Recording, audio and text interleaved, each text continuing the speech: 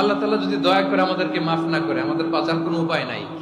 আপনি কি ভেবেছেন আপনার নামাজ দিয়ে আপনি জান্নাতে যাবেন? আপনি তাহাজ্জুদ গুজার, সেজদা দিতে দিতে কপালে দাগ ফেলেছেন, এটা আপনারা জান্নাতে নেবে না। আপনি এলাকার সবচেয়ে বড় হাতেম তাই দানশীল, এই দানের ভরসায় বসে আছেন। কশিন কালো ওঠা আমাদের নামাজ, আমাদের রোজা, আমাদের ইবাদত, এগুলোকে মিজানের পাল্লায় উঠালে কোনো ওজনই হবে না। তবে আমাদের একটা কৌশল জানা আছে, আমরা আল্লাহর রহমতের ভিখারি। আমরা সেদিন আগেই গুনার স্বীকৃতি দিয়ে দেব। আমরা বলবো, আল্লাহ তুমি প্রশ্ন করার আগে তোমার একটা কথা বলি, আমারে কিছু জিজ্ঞেস করো না, আমি সব করেছি।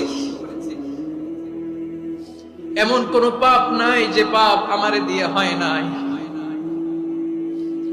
তোমার রহমত দিয়ে তুমি জান্নাতে পাঠাবা, তোমার